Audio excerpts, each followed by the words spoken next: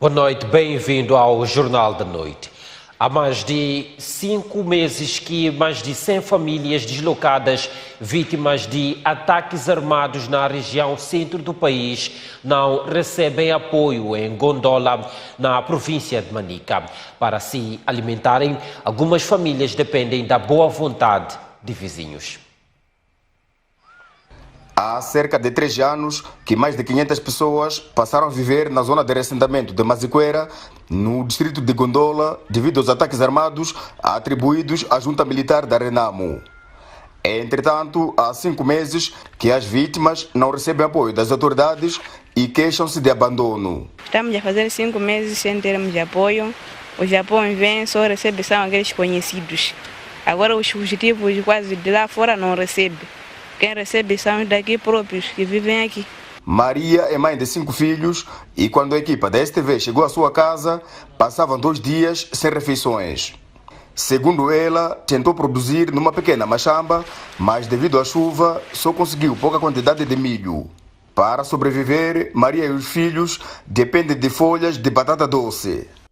A Anitta cuida de 2 netos órfãos de 5 e 6 anos de idade e diz que passam necessidades para sobreviver. Umunda, lazizina masheri, taganto kite mulio. Azugur maiwa kafa. Do sofrei, dia também angua, banda chama mais, tá cumprir angua, muito casinho. Mal, passemos angua, kan passar bruda mai. A nossa reportagem, esta mulher contou que na altura em que o apoio chegava regularmente, os deslocados enfrentavam dificuldades para os receber. Zinarangu ati zinalinyo hapana hapa. Zinarangu ati zinalinyo hapana hapa. Rababa hino ati hapana. Baba karamba kuta simba kuta hasha mesho. Atopasi ne chimwe chano passa só grabas. Das 100 famílias que ainda vivem na zona de reassentamento de Maziqueira em Gondola, a maioria depende da boa vontade dos vizinhos para ter refeições. Para fintar a fome, algumas crianças passam o tempo a jogar a bola. Sobre a não assistência aos deslocados, a STV procurou ouvir o governo distrital, mas sem gravar entrevista. A administradora Etelvina Ambas disse que no seu distrito já não existem deslocados. As imagens são de Jorge Joaquim, Carlitos Cadangue, STV. Até julho do próximo ano estará pronto o Hospital Geral de Nampula. A obra esteve paralisada várias vezes e o governo acabou por rescindir o contrato com a empresa SETA.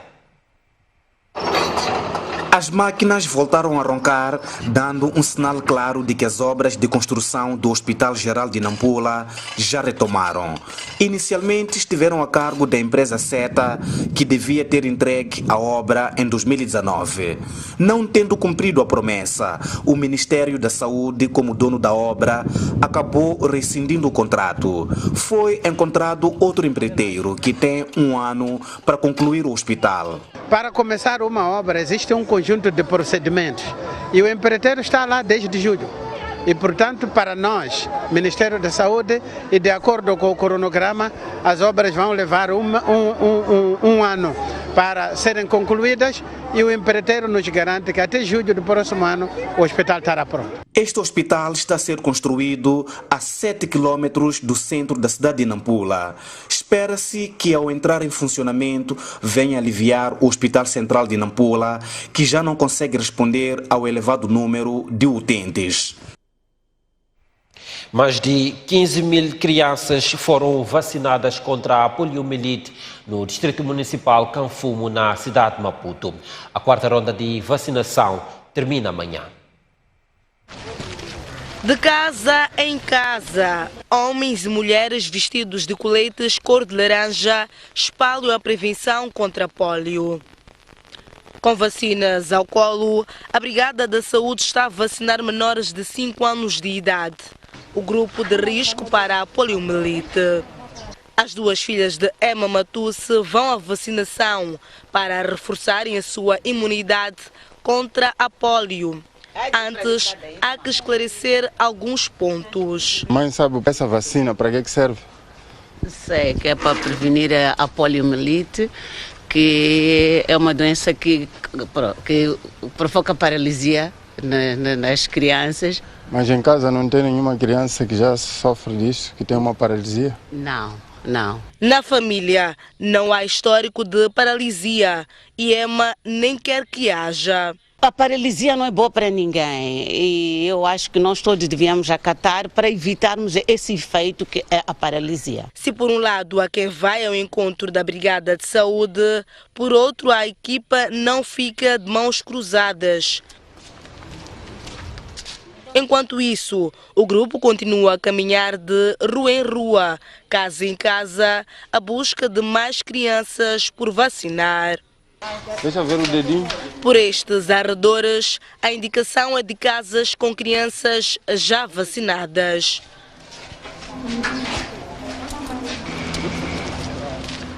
E porque ainda há tempo, a equipa não desiste. Esta é mais uma residência escalada pela equipa. Nós somos campanha de vacinação contra a polio. A mamãe conhece o que é poliomielite? Não. Poliomielite é uma doença que faz com que as crianças apanhem paralisia infantil. Eles, mesmo a andar, podem voltar a sentar não andar. E não existe nenhuma criança aqui na família que tenha esse problema? Não existe. Muito obrigado. A seguir só podemos vacinar. Depois de compreender o que é a polio, a menor foi vacinada. Um processo simples e rápido. Aconselho a todas as mães e todos os pais para vacinarem as crianças. Ruth Jacob, chefe da Brigada de Vacinação, diz que apesar de o processo estar a correr bem, há dificuldades. A dificuldade mesmo é nos prédios, onde encontramos assim, muitos constrangimentos, porque as patroas não estão, então as secretárias não facilitam. Primeiro tem que ligar para o patrão autorizar, alguns não autorizam. O meu filho tomou na escolinha. Ruth Jacob apela à adesão à vacinação e tranquiliza. A criança apanhou vacina, fica normal, não acontece nada. Não há febre, não há vômitos, nada. Não há nenhum evento adverso. Após a vacinação, a equipa deixa um registro pelas casas por onde passa. A 4ª campanha nacional de vacinação contra a poliomielite termina este domingo e abrange crianças menores de 5 anos. Está interdita desde ontem a importação de carnes provenientes da província sul-africana de Mpumalanga. A decisão resulta do alastramento da febre aftosa no país vizinho. As autoridades moçambicanas proíbem desde esta sexta-feira a entrada de carnes e animais vivos provenientes da província de Mpumalanga, na África do Sul, em alerta devido ao alastramento da febre aftosa. Esta medida da África do Sul surge porque a doença alastrou-se a outras províncias. Por exemplo, Mpumalanga não tinha a febre aftosa. Mpumalanga, portanto, sabemos que é a província vizinha. Neste momento já tem. E nós, como Ministério da Agricultura, também vamos proibir a entrada de animais vivos desta província, portanto, incluir já nas nossas medidas a província de Mpumalanga. No território moçambicano, a doença continua a afetar a província de Tete. Para controlar o problema, está prevista a aquisição de 1.500.000 doses de vacina. E vamos adquirir nesta primeira fase cerca de 1 milhão de doses para fazer 2 vacinações de 6 em 6 meses para proteger não só os efetivos da província de Tete, mas das províncias circunvizinhas, portanto, Zambésia, Manica. Iremos também administrar esta vacina. Iremos adquirir também as estirpe SAT1, SAT2, SAT3, que administramos na região sul de Moçambique. A proibição da importação de carnes, bovino, ovinos, caprino e suínos a partir de Mpumalanga vai até 19 de setembro próximo. A África do Sul, Zimbábue, Malawi e Zâmbia são alguns dos países da África Austral que se ressentem do surto da febre aftosa. 2 agentes da polícia estão internados em Nampula depois de sofrerem acidente de viação. Trata-se de membros da Unidade de Proteção de Altas Individualidades que estavam na escolta do governador provincial. corte de prioridade e existia uma viatura de mercadoria que vinha a alta velocidade e não conseguiu conter a sua velocidade, acabou embatendo-se contra a viatura que fazia a escolta de Sua Excelência Governador da província de Nampula e, consequentemente, acabou capotando e, no processo de deslizamento, após o capotamento, acabou embatendo em outras duas viaturas que faziam parte da comitiva de Sua Excelência Governador da província de Nampula. Do acidente foi possível apurar 4 danos materiais avultados nas viaturas que estiveram envolvidas no acidente. 4 indivíduos tiveram ferimentos ligeiros e 2 tiveram ferimentos graves que estão todos a receber tratamentos junto ao Hospital Central, outros neste momento a receber tratamentos ambulatórios. A ministra do Mar, Águas Interiores e Pescas defende mais investimento na pesquisa para desenvolver a economia azul. Mensagem de Lídia Cardoso, deixada no encerramento do Conselho Coordenador do Pelouro. Mar, transição para uma economia sustentável foi um dos temas discutidos durante o 8º Conselho Coordenador do Ministério do Mar, Águas Interiores e Pescas, que teve lugar em Maputo. O aproveitamento das oportunidades que o mar... Falando no encerramento, a ministra Lídia Cardoso destacou que o investimento na pesquisa é uma das estratégias para o desenvolvimento da economia azul. É necessário que a ferramenta de implementação da economia azul no país indique claramente como devemos investir na pesquisa, na investigação e na inovação tecnológica, no desenvolvimento do capital humano, incluindo atrair a atenção dos jovens para a área do mar, na perspectiva da criação de novos postos de trabalho. Por outro lado, Lídia Cardoso defende que a economia do mar sustentável passa pela restauração do mangal e combate à pesca ilegal. É fundamental garantirmos a saúde do nosso mar e, neste âmbito, igualmente intensificarmos a implementação da nossa estratégia do mangal, que, entre outros, inclui o reflorestamento das áreas devastadas, um fenómeno que graça sobretudo os principais centros urbanos do país. O 8º Conselho Coordenador do Ministério do Mar, Águas Interiores e Pescas teve a duração de 3 dias e decorreu sob o lema Mar, catalisadores da economia, hoje e sempre. Há um edifício em construção numa zona protegida na cidade de Machixe, na província de Inhambane. O edifício está a ser erguido a cerca de 9 metros da praia. A Agência Nacional de Qualidade Ambiental ordenou embargo e multa de 6 milhões de meticais. Entretanto, o proprietário nunca parou de construir. Um imponente edifício construído a apenas 9 metros da praia. Uma infraestrutura que foi construída numa região de proteção parcial e que não respeitou os 100 metros de distância da praia, tal como prevê o número 1 do artigo 66 do Regulamento para a Prevenção da Poluição e Proteção do Ambiente Marinho Costeiro. Aliás, a obra foi erguida depois que foi emitida uma licença pelo Conselho Municipal de Machixe, que entretanto não tinha competência para tal. É necessário que exista um prévio estudo do impacto ambiental, que depois, dependendo do caso, será emitida a licença ambiental para o efeito, e também é preciso que haja uma licença especial emitida pelas entidades competentes. No caso em apreço, o transgressor não tem nenhuma nem outra.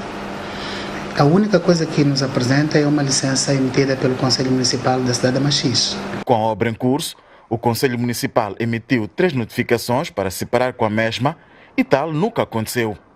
O dono da obra não respeitou nenhuma das notificações e a Agência Nacional para a Qualidade Ambiental entrou em cena. A Agência para a Qualidade Ambiental também se fez ao terreno e embargou a obra e emitiu uma multa de cerca de 6 milhões e 700. Naquela altura em que a ACO embargou a obra, ela estava a 75% da sua execução, que também a transgressora não obedeceu. Mas nem isso foi suficiente para parar o curso da obra, que agora está na fase conclusiva. A Procuradoria Provincial de Inhambane foi chamada a intervir e está a processar o dono da obra por crimes ambientais. A multa que foi imposta, esta que nós referimos de 6 milhões, cerca de 6 milhões e 700, ela deve ser paga. Paralelamente a isso, aprovar-se, depois que reunirmos os elementos todos que agora estamos a constituir, a provar-se que efetivamente aquela obra é completamente ilegal, o destino não deverá ser diferente, à semelhança das outras obras que foram embargadas e que foram destruídas. A STV sabe que o mesmo submeteu junto do gabinete da Secretária de Estado em Inhambane uma carta a solicitar a redução da multa. Tentamos sem sucesso ouvir o proprietário da referida obra para contar a sua versão dos factos. A cerca de 100 metros da obra em causa está uma outra construída nos anos passados, nas mesmas circunstâncias, e que foi embargada por ordem do tribunal. Beira comemorou hoje 115 anos de elevação à categoria de cidade. O presidente do Conselho Municipal convidou os munícipes da Beira a se juntarem à luta contra as mudanças climáticas. Já a secretária de Estado destacou a expansão da capital da província de Sofala. A capital provincial de Sofala, Beira, celebrou este sábado 115 anos de elevação à categoria de cidade.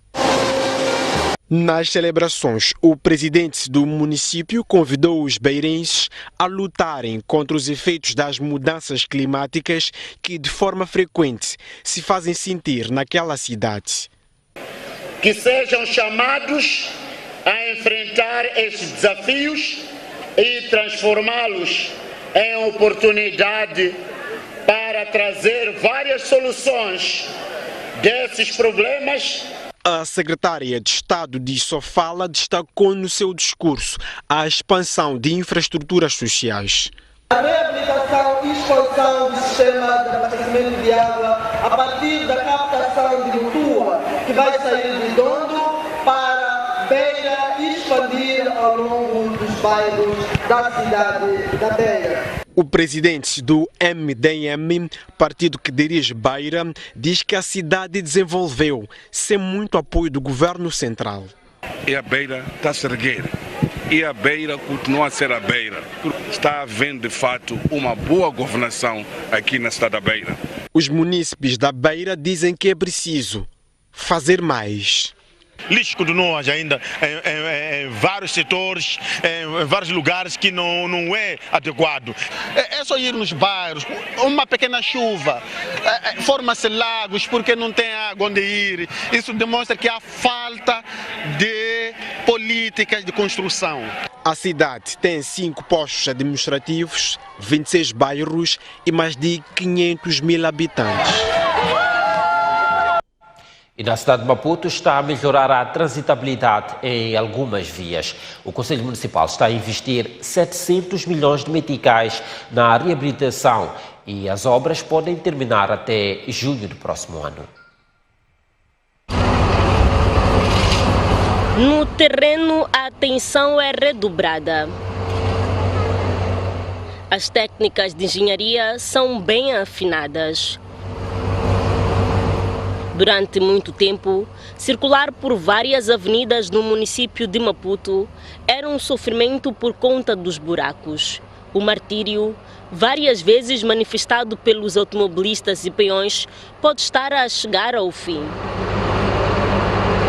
Os passeios e as estradas do município de Maputo estão a ser reabilitados. Era muito difícil o acesso à estrada, era muito difícil. Toda a estrada estava esburacada. Com um trabalho que se iniciou em janeiro, a expectativa é que o dilema dos buracos fique para trás. Este projeto vem melhorar certamente a transitabilidade aqui, que estava muito deficiente. As nossas viaturas, é óbvio, ficavam danificadas.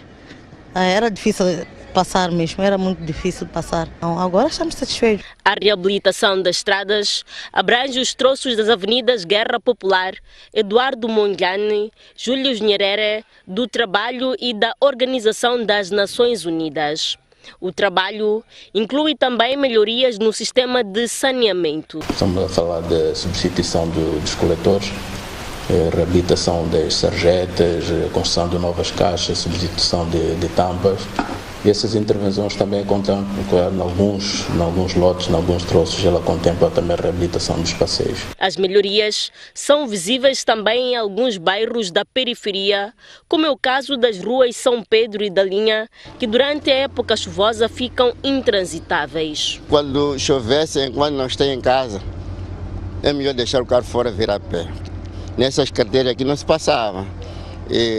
Velhas caíam porque não sabia que havia buraco aqui, havia buraco acolá. A expectativa é que, terminadas as obras, a idilidade fique pelo menos 10 anos, sem precisar fazer uma reabilitação de raiz. Em vários troços onde nós temos a base da própria estrada danificada, está-se a fazer um corte naquelas zonas e fazer uma reposição, uma reconstrução daquela base, que é para assegurarmos que ela tenha uma longevidade. Apesar das melhorias, alguns automobilistas queixam-se do condicionamento do trânsito. Difícil, como consegues ver que o tráfego está impossível. E para mim isso deviam fazer no outro período, o pós-laboral. Muito difícil, meu irmão, mas estamos acostumados a fazer. O importante é acompanhar o serviço e continuar sempre à frente, mas está muito difícil da maneira de andar aqui. As obras em curso estão orçadas em 700 milhões de meticais. A conclusão está prevista para junho do próximo ano.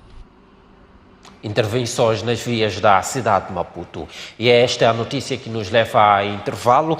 Mas antes, para quem nos acompanha pela STV, fique com o câmbio do dia. Até já.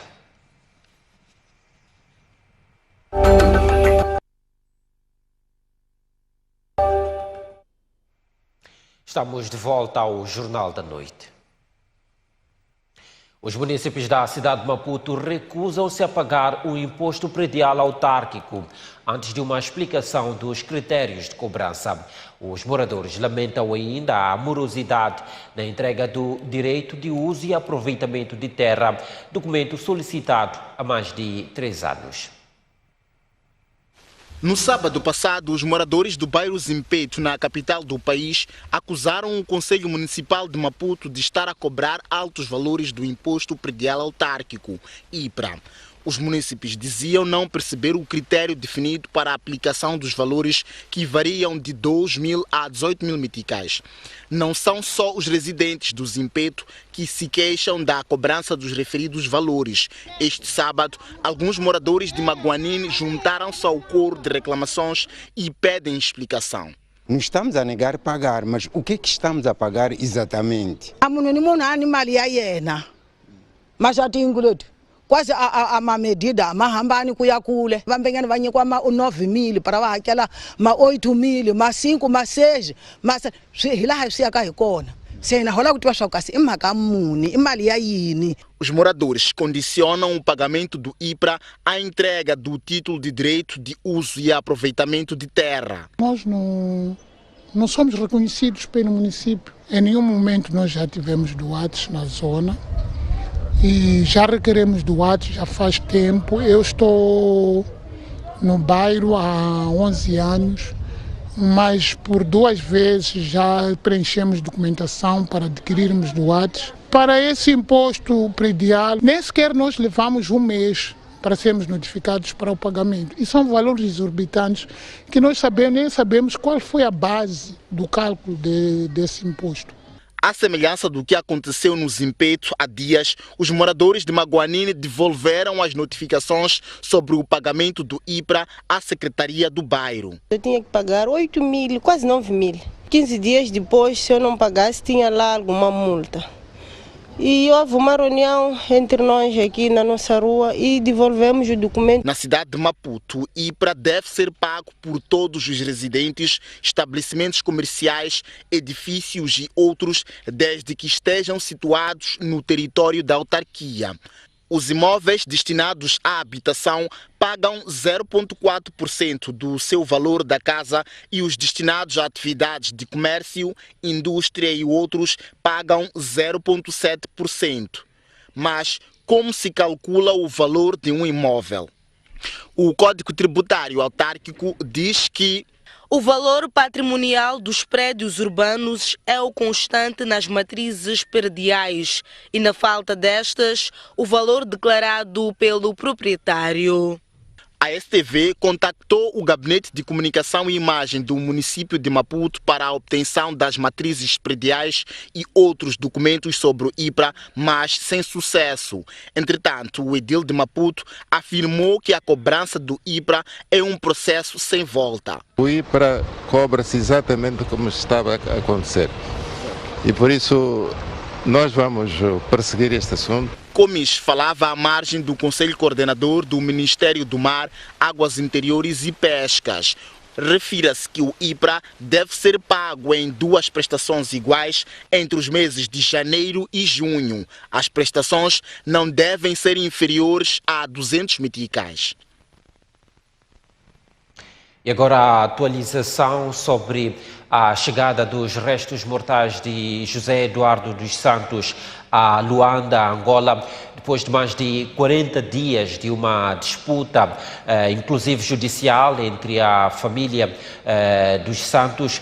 O Tribunal de Espanha autorizou a transladação dos restos mortais do antigo chefe de Estado angolano para Luanda. Estas são as imagens que mostram o momento em que a família dos Santos desembarca em território angolano, um momento que vai ser seguido pelo descarregamento, então, da urna contendo os restos mortais de José Eduardo dos Santos. Este é o momento que a STV está a acompanhar no terreno, em Luanda, onde estão os jornalistas Pedro Amba e Francisco Mandiate, que a qualquer momento poderão juntar-se a nós para mostrar mais detalhes sobre este momento. Recordando que um tribunal de Espanha é que decidiu que os restos mortais de José Eduardo dos Santos seriam entregues à família dos Santos, concretamente à ex-mulher do antigo estadista, uma decisão que aconteceu depois da família, aliás, de uma das filhas de José Eduardo dos Santos, Xé dos Santos,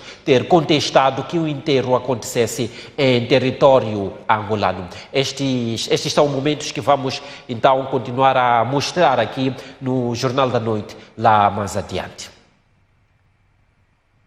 E continuamos com as notícias internas.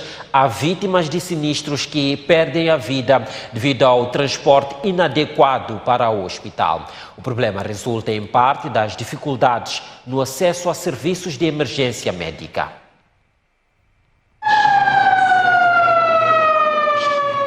Estamos lá no local do acidente, a vítima não grita, não faz nada, é sinal de que esta vítima está inconsciente. Não tem batimentos cardíacos, não tem ventilação. Começamos a dar as insuflações, começamos a dar as massagens cardíacas. Se começarmos em 1 minuto, a probabilidade de salvar esta vítima é de 98%. Há 4 anos, Justino Zefanias, nome fictício, recebeu a informação de que seu familiar tinha sofrido acidente de aviação. Aconteceu por volta das 5 horas da manhã, em que ele estava de motorizada. Só por volta das 6 e alguma coisa, 7 horas, é que parou alguém de boa vontade para levá-lo ao hospital. A boa vontade de ajudar por parte de pessoas sem experiência deixou a vítima em mãos erradas. Já na unidade sanitária, o problema agravou-se. O centro de saúde não tinha capacidade, segundo explicaram, para prestar socorros e determinou logo transferência. Mas não havia carro, ambulância naquele momento para levar o ferido para o hospital provincial. Levou mais tempo. Do acidente que aconteceu por volta das 5, ele só chegou ao hospital provincial por volta das 10. O tempo passou e a vítima perdeu a vida. A dor prevalece para quem pensa que a situação poderia ter sido diferente. Tendo em conta que está a perder sangue, foi transportado numa viatura de caixa aberta, sem nenhuma maca para o colocar devidamente, com melhores cuidados, eventualmente o resultado tivesse sido diferente.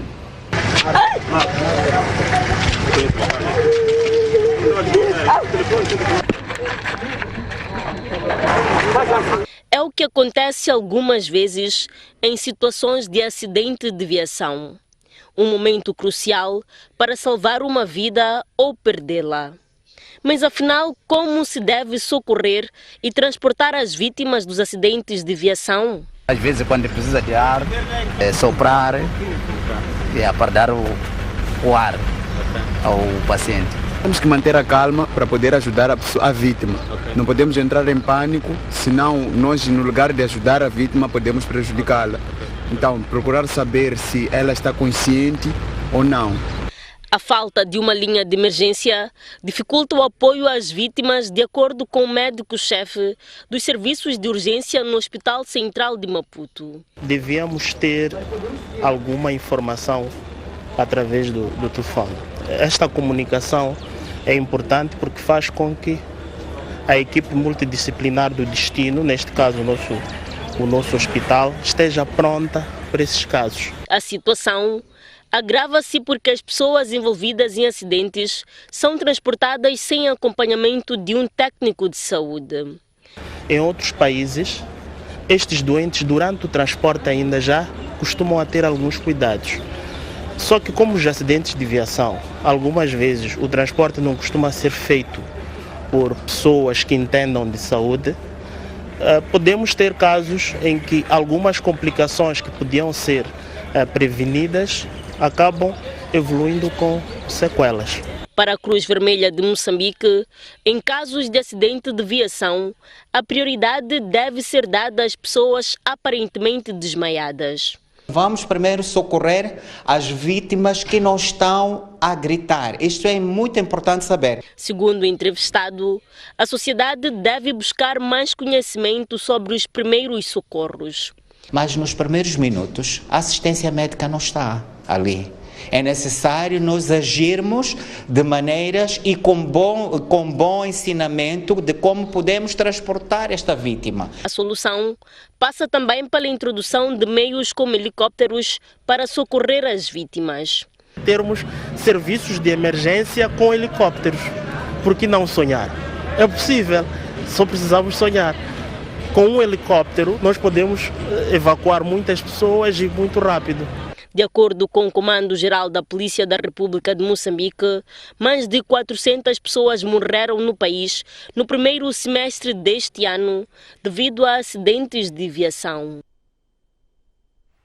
E seguimos de volta a Luanda a acompanhar este momento do descarregamento da chegada dos restos mortais de José Eduardo dos Santos, antigo estadista angolano àquele território.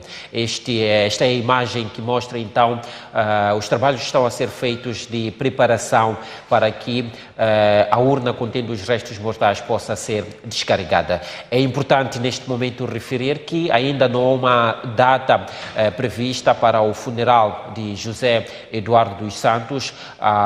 O executivo angolano, o governo angolano emitiu um comunicado anunciando que os restos mortais iam então chegar no início da noite deste sábado a território angolano. Entretanto, não fez referência a previsões em relação ao funeral. De resto, é importante também dizer que a família de José Eduardo dos Santos, concretamente a sua filha mais velha, José dos Santos, pediu que o funeral de José Eduardo dos Santos fosse ordeiro e com o devido tempo, e ainda mais que acontecesse depois da realização das eleições de 24 de agosto, as eleições que vão acontecer na próxima quarta-feira. A qualquer momento poderemos partilhar então o momento do descarregamento dos restos mortais de José Eduardo dos Santos. E o jornal sai para mais um intervalo, mas antes vamos acompanhar a previsão do estado do tempo para as próximas 24 horas. Começamos pela região sul do país. A cidade de Maputo vai registrar uma máxima de 24 graus e mínima de 14. Xai-Xai, 23 graus de máxima e 13 de mínima. Inhambane, 25 graus de máxima e 17 de mínima. Céu pouco nublado, localmente muito nublado. Possibilidade de chuvas fracas locais na zona costeira. Na região centro do país, a cidade da Beira tem a previsão de registrar uma máxima de 24 graus e mínima de 17. Chimoio Chimoio 21 de máxima e 13 de mínima, Quelimane 28 graus de máxima e 19 de mínima, e Tete 32 graus de máxima e 21 de mínima. Céu pouco nublado, localmente muito nublado, possibilidade de chuvas fracas locais, vento de suoeste fraco a moderado, soprando com rajadas na zona costeira. Já na região norte do país, Nampula vai registrar uma máxima de 30 graus e mínima de 18, Lixinga 24 graus de máxima e 21 de mínima, e Pemba 28 graus de máxima e 21 de mínima. Céu pouco nublado, localmente nublado, possibilidade de chuvas fracas locais na província de Nampula, vento de nordeste rodando para suoeste, fraco a moderado. Até já.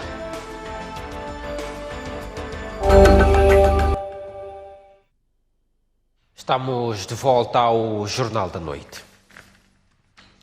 E continuamos a acompanhar o momento da chegada dos restos mortais de José Eduardo dos Santos a Angola, no momento em que a urna com os restos mortais do antigo presidente está a ser descarregada do avião. Avião este vindo então da Espanha, onde durante 40 dias permaneceram os restos mortais de José Eduardo dos Santos. José Eduardo dos Santos faleceu no dia 8 de julho e passaram estes 40 dias num momento de incerteza sobre onde é que os restos mortais do antigo estadista seriam depositados. Após uma disputa judicial, eis que os restos mortais chegam a território angolano. Durante os próximos dias poderemos ter mais detalhes sobre o programa que se seguirá à chegada dos restos mortais. Até agora não há data prevista para que então o funeral possa acontecer. De resto, o governo angolano tem o desejo de realizar um funeral de Estado ou cerimônias de Estado para despedir-se do antigo presidente de Angola, e a família dos Santos pede que não se faça aproveitamento político da figura de José Eduardo dos Santos, até porque pediu que o seu funeral não aconteça antes da próxima quarta-feira, que será o dia em que os angolanos irão às urnas para escolher os seus próximos dirigentes. Este é o momento em que a urna então desce do avião, um momento que, tal como as imagens nos puderam ilustrar, está a ser acompanhado por familiares de José Eduardo dos Santos. A ex-mulher do antigo presidente, podemos vê-la na imagem descendo do avião e juntando-se a outras figuras angolanas, também pessoas próximas à família que presenciam este momento da chegada a Angola dos restos mortais de José Eduardo dos Santos. E nós continuamos com as notícias, mesmo de Angola.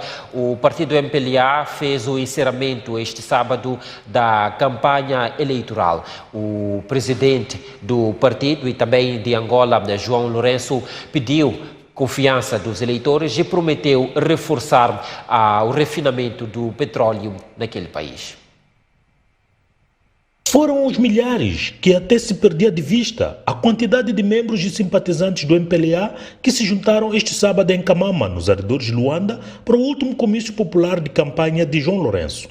Trajados de cores do partido, o amarelo, o vermelho e preto, exibiam fotografias de seu candidato, bandeiras do partido e o número 8, que é a posição do MPLA e seu candidato no boletim de voto. Alguns dos músicos mais famosos de Angola juntaram-se à festa.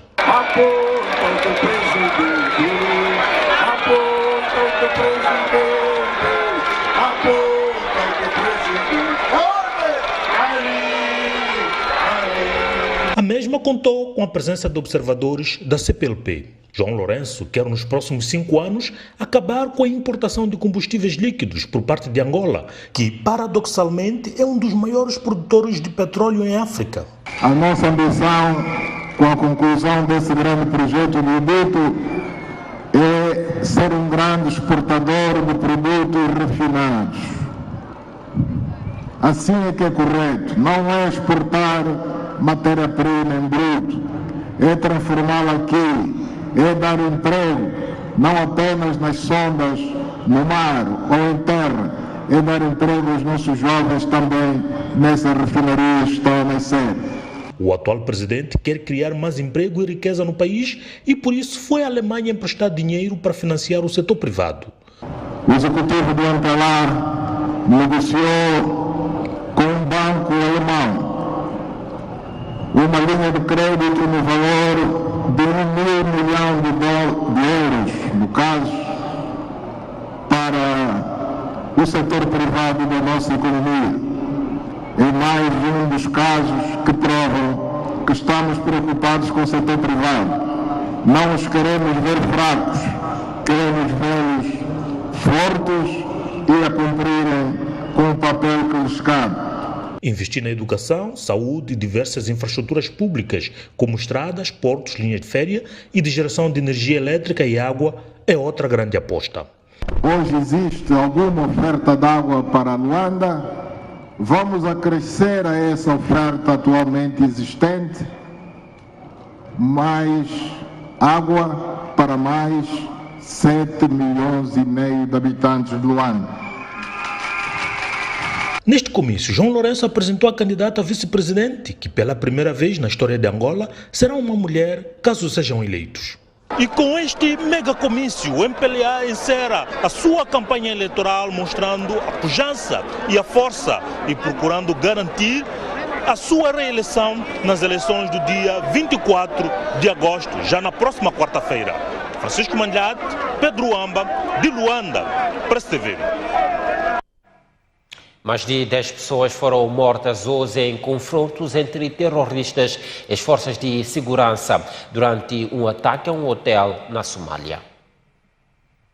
O caso deu-se este sábado, quando as forças de segurança procuravam neutralizar os terroristas que estavam cercados num quarto do hotel, escreve a France Press.